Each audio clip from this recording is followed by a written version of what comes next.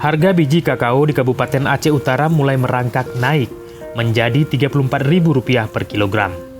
Sebelumnya, harga komoditi itu hanya Rp25.000 per kilogramnya.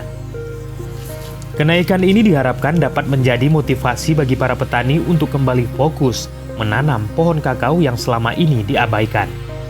Sementara harga kakao fermentasi bisa menembus angka Rp40 hingga Rp47.000 per kilogram.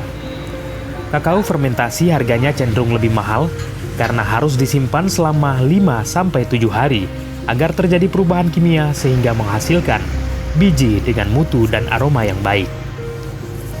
Kepala Dinas Peternakan dan Kesehatan Hewan Kabupaten Aceh Tengah, Lilis Indriansyah mengatakan, kenaikan harga kakao terjadi karena tingginya permintaan di sejumlah industri pengelolaan coklat selama pandemi COVID-19.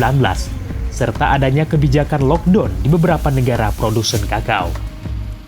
Dari 10.000 hektar tersebut, tidak semuanya menjadi kebun kakao. Ada juga yang masyarakat itu membiarkan menjadi hutan kakao, malah ditinggalkan, tidak dirawat. Mereka mungkin harga tidak menjamin.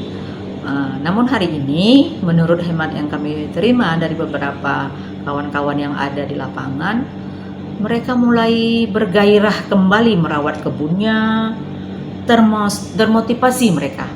Maksud saya di sini mereka ingin merawat kebunnya kembali dan konsen karena hari ini permintaan juga semakin tinggi. Kenaikan harga biji kakao akan menguntungkan petani di Indonesia. Terlebih Indonesia merupakan negara dengan produksi kakao nomor 3 terbanyak di dunia.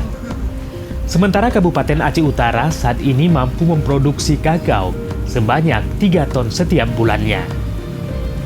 Dari Aceh Utara, Tim Liputan Aceh Video.